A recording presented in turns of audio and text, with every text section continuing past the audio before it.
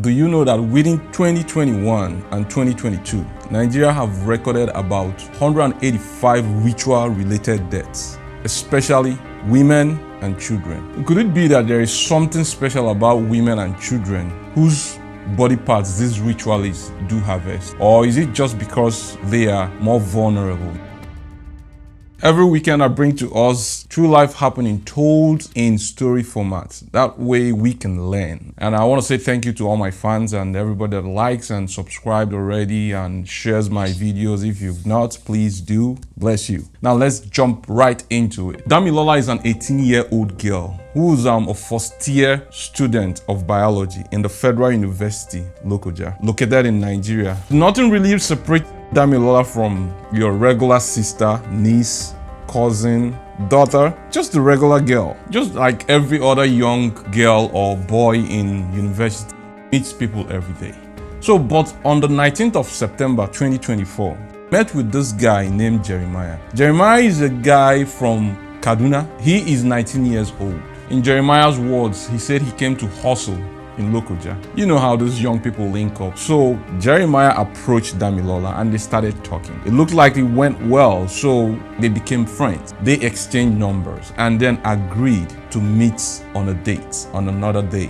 So Jeremiah went as far as telling Damilola to call him whenever he is free, which sounds good. So 4 days after, 4th of September actually, they communicated on the phone and Jeremiah gave a location where they are gonna meet before they proceed to Jeremiah's house. The girl got dressed and then went ahead to meet Jeremiah. On arriving at the location, they started talking, a friendly chat for sure. And then at some point, Jeremiah gave a drink, Sprite precisely. And before he did, he actually took a sip and then gave it to Damilola. Damilola, not suspecting anything at all, took the drink and gulped it. At some point, Damilola started feeling weak, sleepy, and dizzy. So Jeremiah took Damilola and guided her on their way towards his house. But then at some point, she couldn't go on, and then Jeremiah took her towards a bush path very close to an uncompleted building. Then at this point, Damilola was very weak and can barely move a muscle. Jeremiah, who obviously has a plan, continued dragging her towards a path where no one can see them. He kept looking around to make sure no one is seeing them, and for sure, it was very deserted. No one was coming or going. It was a bush path and there was an uncompleted building there, so he all got it planned out.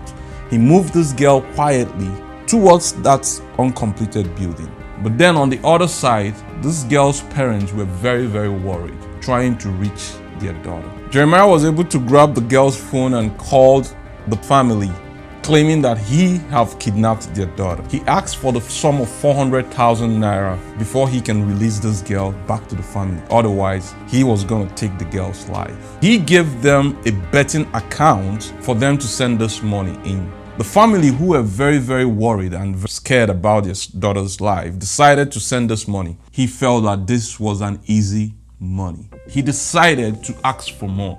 This time around, he asked for 10 million naira.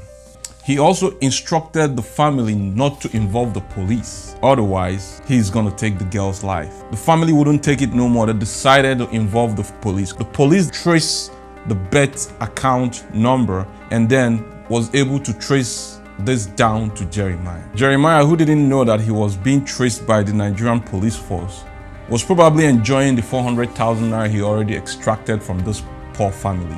They apprehended him on a very good day, and he actually owned up to the fact that he kidnapped the girl. He also agreed to the fact that he took the girl's life. And on further investigation, he agreed to the fact that the girl saw his face and that was why he took her life. Jeremiah took this police force to the girl's remains, and when they got there, what they saw proved that it wasn't an ordinary kidnap.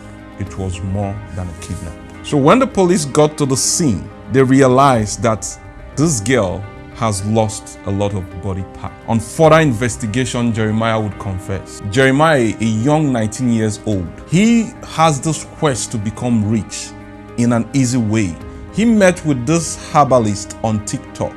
This herbalist promised to make him rich by giving him a special soap. But before he can give him that soap, he needs some materials to prepare the soap. Jeremiah is supposed to bring those materials. So Jeremiah traveled all the way from Kaduna to Ibadan in Oyo State, Nigeria, to meet with this herbalist. The herbalist instructed him to go get some human parts he needs to prepare this special soap.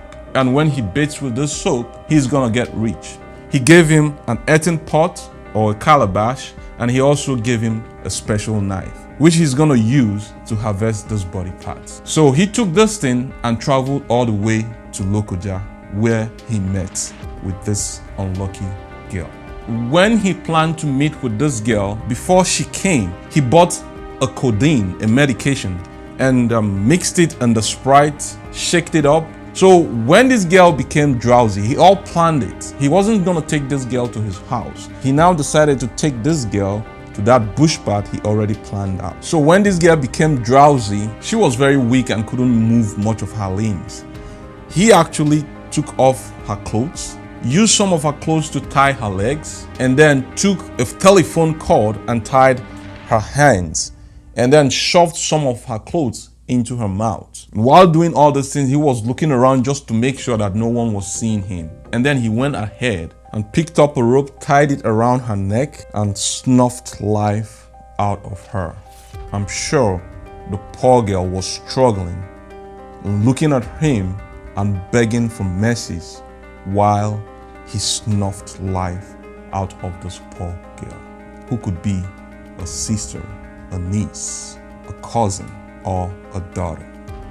He used the knife, cut her open, and took her body parts and shoved them into the earthen pot as instructed by the herbalist. He went as far as concealing it and then sent it over to a special driver that was actually waiting as instructed by the herbalist. And then the driver sent those body parts to the herbalist. But then, having a criminal mind, he decided to follow up a second part, which is extorting money from the family, claiming that this girl is still alive while she is long gone. If you're watching this, let us all know that the blessings of God make it rich and added no sorrows. Some people are blaming Damilola on some comments, saying that she was out there with no plans for any good either. She should be studying her books instead of hanging out with a young man. But then, even if